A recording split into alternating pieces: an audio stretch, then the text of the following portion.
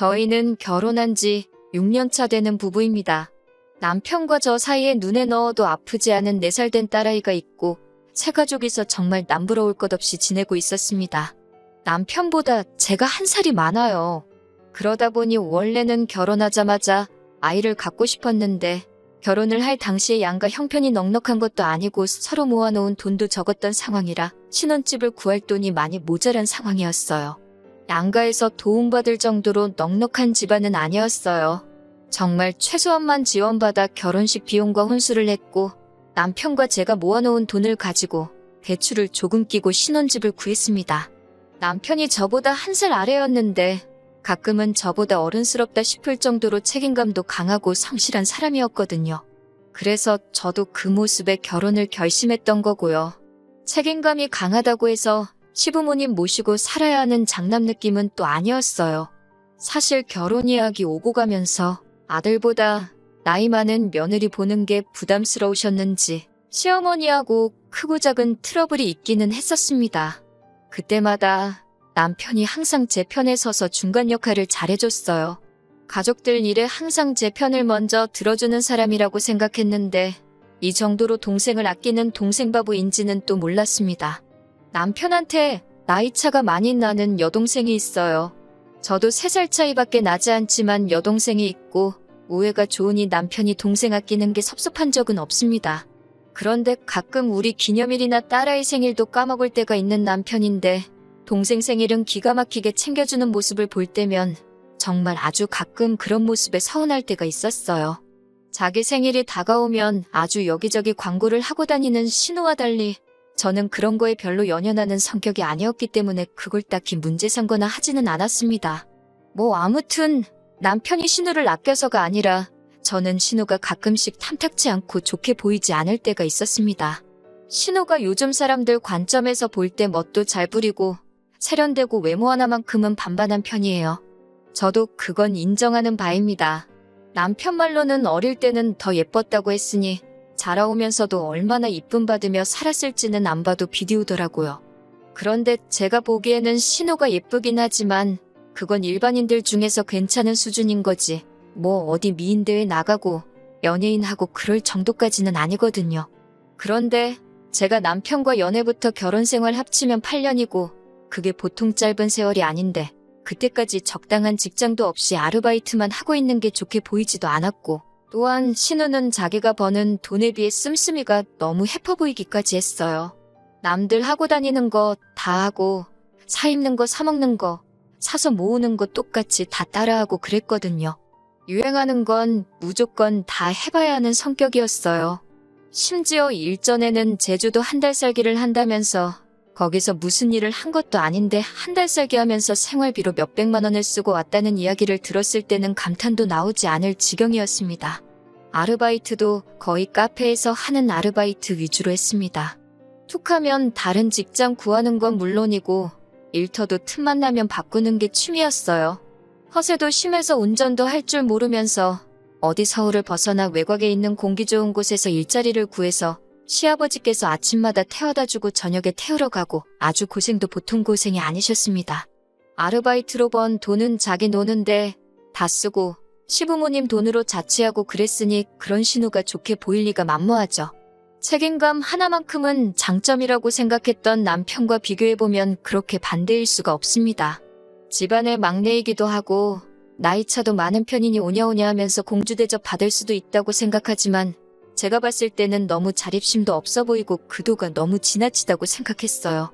남편한테 걱정돼서 이야기를 하면 저보고 남의 집 일에 끼어드냐면서 자기 부모님이 애를 잘못 키우고 있다고 말을 하고 싶은 거냐 하면서 정색을 하길래 동생 이야기는 되도록 하지 않으려고 합니다. 그래도 적어도 남편이 독립해 나온 뒤로 신우를 계속 데리고 사는 시부모님은 신우한테 몇 번을 대어서 그런지 그나마 오냐오냐 해주는 것 같지는 않아서 저도 최대한 신경을 쓰지 않으려고 하거든요.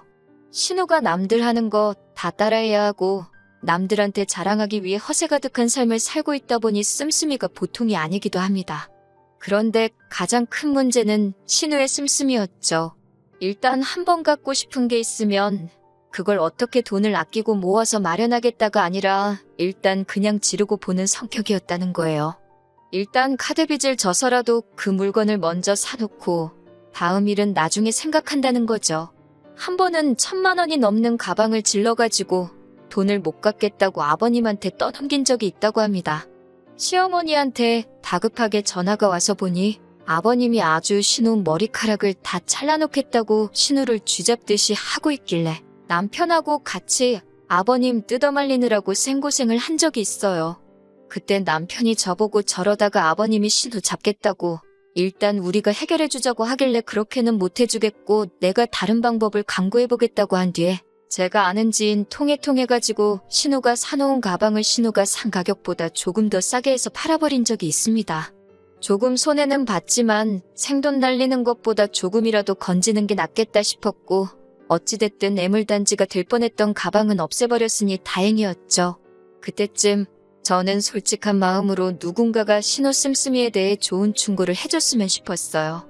암만 신우가 예쁘다고는 하지만 이제 30을 바라보는 나이인데 그 미모가 평생 가는 것도 아니고 요즘은 남자들도 야가가지고 결혼할 때 이것저것 다 잰다고 들었거든요. 얼굴 이쁜 거 하나만 가지고 시집 잘 가는 사람도 있지만 말씀드린 대로 신우가 그 정도로 절세미인은 아니었고 학벌도 보통인데다가 모아놓은 돈 없이 직장도 변변찮다 보니 내심 걱정이 되기는 했습니다. 남편도 속으로는 알고 있는 것 같은데 워낙에 제가 되었든 누가 되었든 간에 다른 사람이 동생 이야기 하는 걸 싫어하다 보니 말도 꺼내기가 힘들었어요. 그러다 하루는 날짜가 정확하게는 기억이 안 나는데 한 20일쯤 되는 날이었습니다. 모처럼 신우가 저한테 연락이 왔었어요. 생활비가 없어서 힘들다고 저한테 10만 원만 빌려줄 수 있냐고 하더라고요. 월급 받으면 준다고 하면서 말입니다. 10만 원이면 큰 액수도 아니고 월급날에 곧바로 돌려준다고 하니까 별 생각 없이 빌려줬습니다. 그런데 월급날이라고 생각했던 25일이 지났는데 신우한테서는 아무런 연락도 없고 다음 달 일일이 되었는데도 연락이 없는 거예요. 저도 10만 원 가지고 돈을 갚니 안 갚니 하면서 독촉하기는 싫어서 딱히 먼저 연락을 안 하고 있었거든요. 그런데 또 다르게 생각을 해보면 고작 10만 원 가지고 입 싹 닫고 모르는 척 하는 신우가 얄미워서라도 제가 전화를 했습니다. 그런데 신우는 오히려 저한테 정색을 하면서 자기가 다 기억하고 있다고 자기가 월급날에 주기로 하지 않았느냐 하면서 오히려 자기가 더 기분이 나쁘단 듯이 나오더군요. 월급날이 지났는데 아무 연락이 없어서 전화한 거다라고 저도 같이 화를 내니 신우가 자기 월급날은 15일이고 아직 한참 남았는데 벌써부터 돈 갚으라고 스트레스를 주냐면서 10만 원 가지고 엄청 유세를 부린다는 겁니다.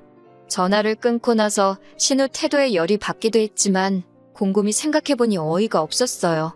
신우가 저한테 돈을 빌려간 게 20일경입니다. 생활비가 없다고 10만 원을 빌려갔는데 그 말은 신우가 월급을 받은 지 고작 5일밖에 지나지 않은 상황에 이미 생활비 10만 원이 모자라서 저한테 아쉬운 소리를 했어야 했다는 거잖아요.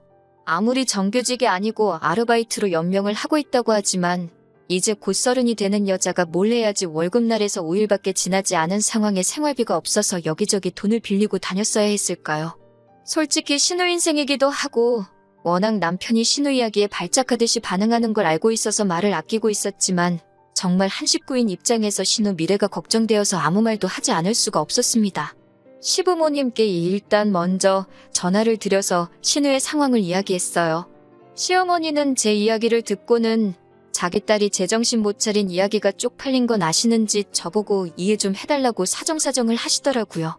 사실 얼마 전에 시어머니한테도 돈을 조금 빌렸다는 이야기까지 해주시더라고요. 언젠간 걔도 정신 차릴 날이 오겠지 하면서 같이 신우욕을 하고 계시니 딱히 할 말은 없었습니다. 어차피 그 돈을 제가 받아내려고 한 것도 아니었으니까요. 그리고 나서 그날 저녁에 퇴근하고 돌아온 남편에게도 신우와 있었던 일을 이야기해줬습니다.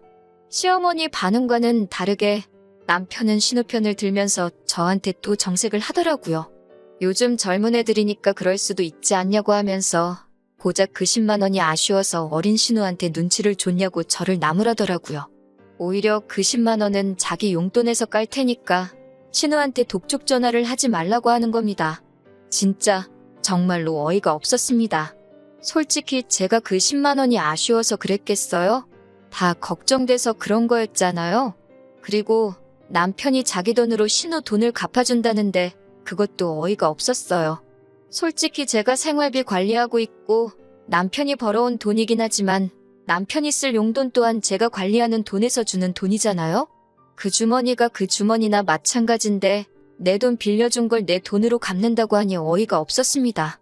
웬만하면 저도 참았을 텐데 신우를 감싸고 돌면서 제가 잘못했다는 식으로 이야기를 하니 아무 말을 하지 않을 수가 없었어요. 솔직히 신우가 정신 차리기 전에 당신부터 정신 차려야 된다고. 신우 지금 나이가 곧 30인데 언제까지 품에 끼고 사는 동생일 것 같느냐고 한마디 했죠. 그리고 요즘 젊은 애들이라고 신우를 자꾸 감싸는데 내가 신우 나이 때 당신하고 결혼 준비한다고 모아놓은 돈이 7천만 원이 넘었다. 지금 신우보다 훨씬 어릴 때부터 나는 미래 대비하고 돈을 모으지 않았느냐 따졌습니다. 지금 신우가 한심하다는 걸 돌려서 한 말이고 앞으로 인생 살아가려면 철도 좀 들고 정신 차려야 되겠다고 말을 했었는데 전곡을 찔렀는지 남편도 더는 성질을 못 내고 아무 말 없더라고요. 결국에는 꼬리를 내리고 자기가 신우랑 잘 말해보겠다고 했습니다. 어렴풋이 남편도 알고 있었던 거죠. 신우 상황에 솔직히 한 살이라도 어릴 때 돈이라도 한 푼 더 모아놓던지 정신 차리고 괜찮고 눈먼 적당한 남자 찾아서 하루빨리 시집 가버리는 게 지금 신우 상황에서 최고의 선택이라는 것을 말이죠. 그리고 신우가 저희 집에 찾아오고 남편하고 셋이서 툭 터놓고 꽤 오랜 시간 이야기를 나눴습니다. 신우도 신우 나름대로 고충이 있고 나름 자기 상황이나 주제 파악을 어느 정도 하고 있더라고요. 예전에는 자기 좋다고 따라다니던 남자들도 직장 자리 잡히고 안정되고 하니까 콧대 높고기 센 저를 계속 쫓아다니지 않더라. 자기 아니면 죽겠다던 남자들 지금 보면 다 어디서 젊은 여자 물어가지고 결혼한 사람도 덜어 있다더라 하면서 자기도 하루빨리 정착을 하고 싶고 저한테 빌린 돈도 사실 그것 때문에 꼭 쓸 곳이 있어서 필요했었다 하면서 자기가 꼭 갚는다고 잊고 있는 게 아니라 하고 있는 겁니다. 또 생각보다 자기 상황도 잘 알고 있고 생각도 많고 미래 대비도 하고 있는 걸 보니 제가 너무 시부모님한테까지 말해가며 오지랖을 부렸나 싶기도 하고 알아서 잘하겠거니 싶기도 했습니다. 그래서 저도 돈 10만 원 때문에 그러는 게 아니라 내 남편의 가족이니까 해준 말이라고 어떻게 좋게 마무리 지어서 훈훈하게 이야기를 끝냈습니다. 그런데 문제는 지난주에 터져버렸어요. 신우가 10만 원을 빌려간 사건이 이렇게 크게 돌아올 거라고는 아무도 생각 못했을 겁니다. 신우가 10만 원이 필요했던 진짜 이유는 신우가 결혼을 전제로 만나고 있던 사람이 있었다는 거예요. 말만 들으면 그래도 신우가 자기 앞가림을 나름대로 열심히 하고 있었구나 싶어서 눈물이 다 날 정도로 감동적인 상황이었겠죠. 심지어 둘이 이야기가 잘 돼서 얼마 전에 프로포즈를 받았다고 하는 겁니다. 좋은 일이라고 축하해주는 자리인 줄 알고 신우한테 정말 잘됐다 하면서 축하해주고 있었는데 시부모님도 그렇고 남편도 안색이 썩 좋아 보이지는 않았어요. 무슨 일인가 싶었는데 결국 나오는 이야기는 돈 이야기더군요.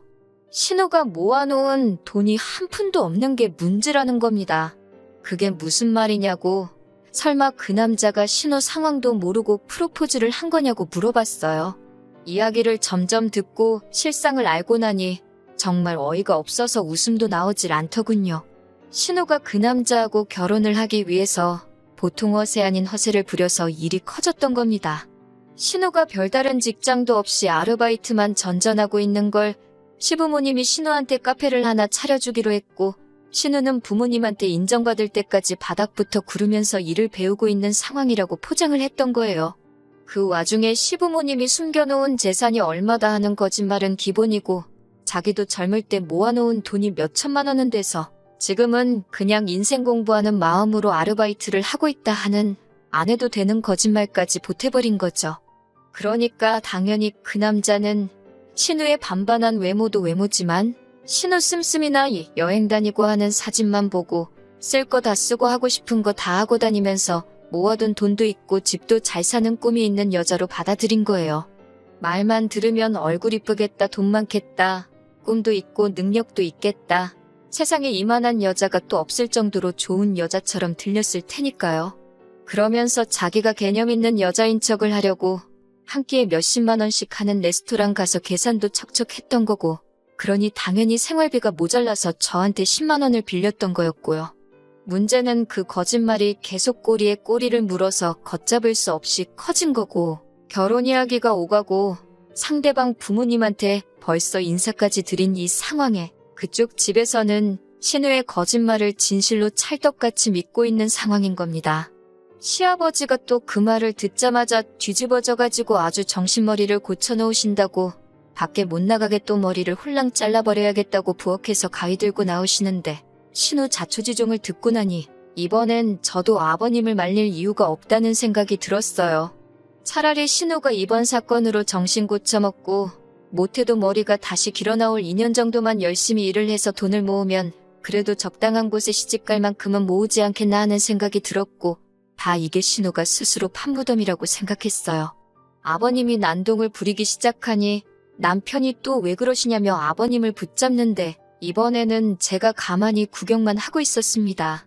그런데 아버님이고 남편이고 이번에는 가만히 있는 저를 보고 뭔가 잘못돼가고 있다는 듯이 지금 자기 안 말리냐, 우리 아버지 안 말리냐 하는 식으로 제 눈치를 보더라고요. 막상 가위까지 들고 나온 아버님도 저번에 1000만원짜리 명품 백대는 저랑 남편이 둘이 달라붙어도 떼어놓기가 힘들 정도로 난동을 부리셨었는데 이번에는 제 눈치를 슬쩍 보시다가 아버님 혼자 안정을 되찾고는 자리에 슬쩍 앉으시더라고요.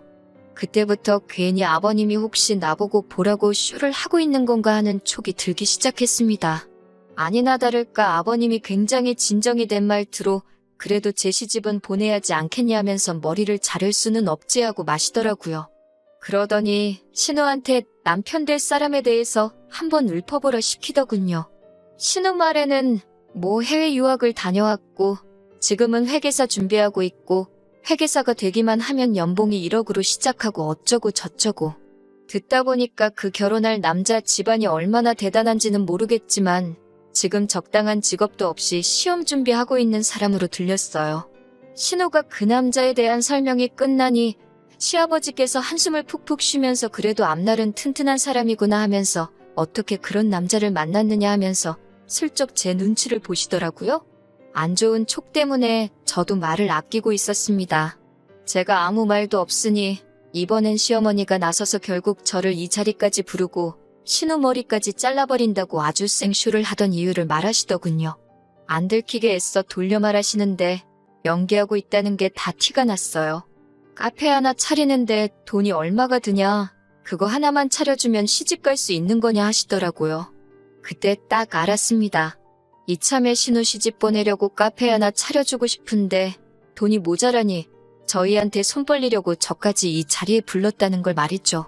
그리고 거기에 아버님이 신우를 죽일 듯이 달려들면 제가 그 명품 가방 사건 때처럼 어떻게든 그 돈을 융통해 줄 거라고 계산을 했던 거예요.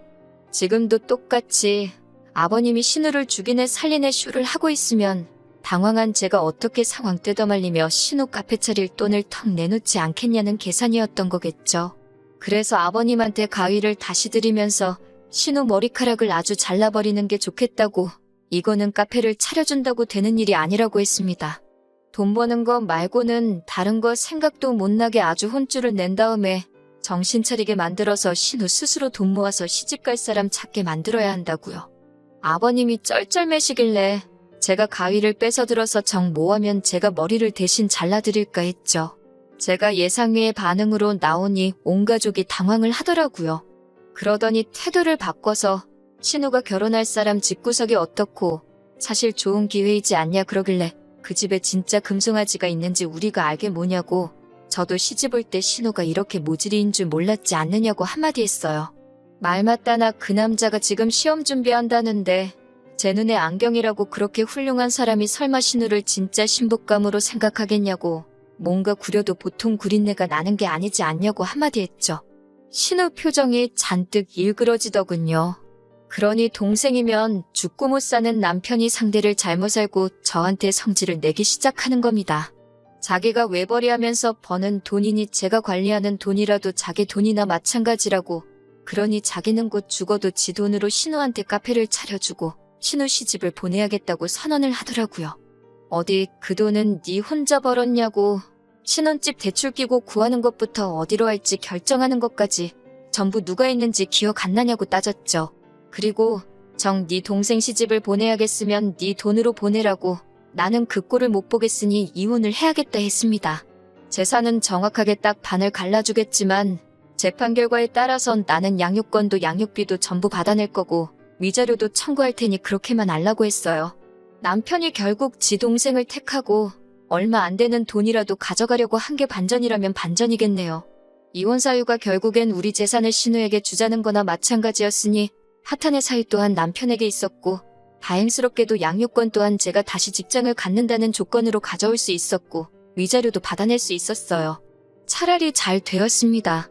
평생을 아끼고 살아봐야 지 가족, 특히 신우 일에 발벗고 나서서 있는 돈 없는 돈 털어줄 남편이었다면 차라리 없는 게 더 나으니까요. 6년 세월이 허무하기도 하지만 지나간 과거를 후회해서 뭐 하겠습니까? 앞으로 저에게 주어진 것 감사하며 제 삶을 살아야겠습니다. 안녕하세요. 반년 전쯤에 신우 시집 보낸다고 이혼하게 된 사연 보냈던 쓰니입니다. 오랜만에 다시 인사를 드리는데 너무 깨소금 같은 소식을 듣기도 했고 제 근황을 궁금해하셨던 분들도 계셔서 이렇게 후기를 적게 되었어요. 별 이야기는 아닙니다. 재산분할도 마무리 지었고 결국 남편 쪽은 그 돈 가지고 어떻게 신우 시집을 보냈는가 봐요. 집안에 돈이 좀 있다니 그 돈을 해줘서 신우 시집 보내놓고 어떻게 그쪽에 빌붙을 심산이었나 보죠. 문제는 그렇게 결혼시켜놨는데 지금 벌써부터 이혼이기네 어쩌네 한다는 거예요. 신우가 카페 아르바이트 경력이 길기는 한데 그게 진짜 카페가 좋아서 한 게 아니었으니 운영 전반적인 부분에 대해서는 정말 아무런 지식이 없었던 거예요. 그런데도 신우는 컨설트 같은 거 하나 받지 않고 지 혼자 할 수 있다고 까불고 다니다가 돈이 줄줄 새는지도 모르고 카페를 몇 달 동안 굴렸다고 하는 겁니다. 벌써 카페는 적자는 적자대로 나고 있고 모자란 돈은 다 빚을 내서 한 건데 매출이 안 나오는데 그 돈을 갚을 방법이 없던 거죠. 그러니 결국 남편 집안에까지 손을 벌렸나 봐요. 그런데 알고 보니 그 남자도 사실 집안이 썩 여유가 있는 상황은 아니었던 거고 자식을 없는 돈 들여서 유학까지 보내놨더니 시험은 합격도 못하고 있는 상황이었고 어떻게 빨리 장가 보내서 돈 많은 처가 덕을 보면서 시험을 합격시키려던 심산이었나 봅니다. 그러면 그렇지 멀쩡한 집안 남자가 뭐하러 그런 신우한테 먼저 청혼을 했겠다 싶었는데 역시나 였네요. 똑같은 사짜 집안끼리 만나서 돈은 돈대로 까먹고 그나마 유일한 재산이나 마찬가지던 카페를 무능한 신우가 운영하면서 반년 만에 유지가 불가능한 상황을 만들어 놓은 거예요. 빚은 있는 대로 지고 지금은 양쪽에서 사기 결혼이니 뭐니 하면서 이혼을 한 해 만에 하고 있다고 하더라고요. 남편이 양육비를 안 보내길래 무슨 일인가 했더니 자기도 죽겠다고 한 번만 살려달라며 통사정을 해와서 알게 됐어요. 진짜 너무 고소하네요. 조금이라도 잔정이 남아있었다면 안타까운 사정에 속이라도 상했을 건데 이렇게 고소한 거 보니 저도 그 집구석에 미련이라곤 일도 남아있지 않는 것 같아요. 불쌍하지도 않으니 봐줄 생각 하나도 없고 양육비 보내주는 거 늦을 생각 하지 말라고 울음장을 놓으니 전 남편이 제발 자기 좀 살려달라면서 싹싹 비는데 아주 속이 다 후련합니다. 별것 없기는 해도 제 근황 궁금하신 분들이 있을까봐 이렇게 후기 남겼어요. 저는 앞으로 더더욱 잘 지낼 생각만 하면서 지내야겠어요.